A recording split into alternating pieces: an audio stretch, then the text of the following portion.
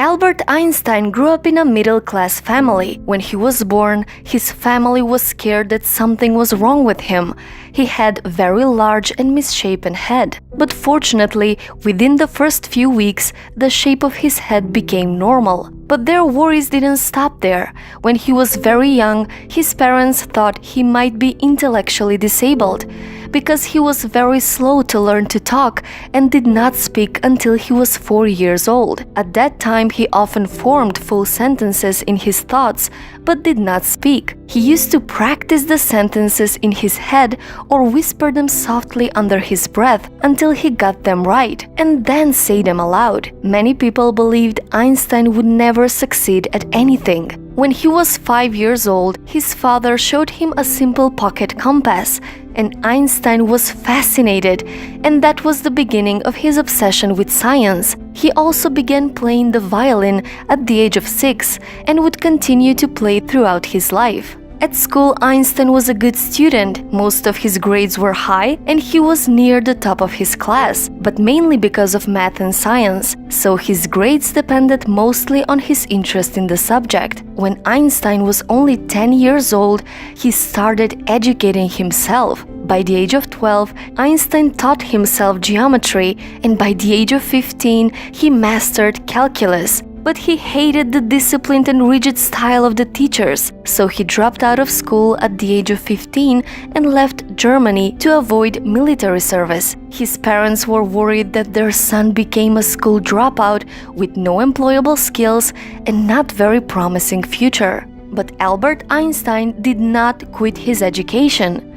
He applied to the Swiss Federal Institute of Technology, and believe it or not, he failed the entrance exam. Albert Einstein failed an exam. Well, he wasn't prepared. He excelled at math and physics, but his knowledge on subjects other than that was not good. So he failed the exam and had to take it a second time, and then he was admitted.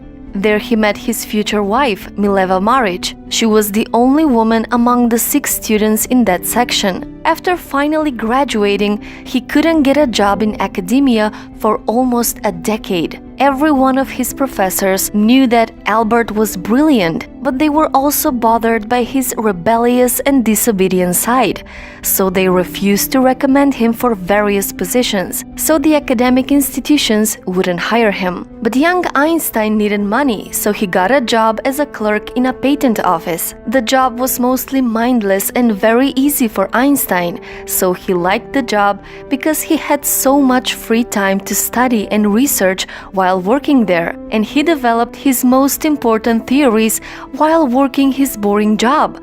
He developed the theory of relativity and the world's most famous equation. Einstein was nominated for a Nobel Prize, but did not receive it until 11 years later. Albert Einstein became the most influential physicist of the 20th century.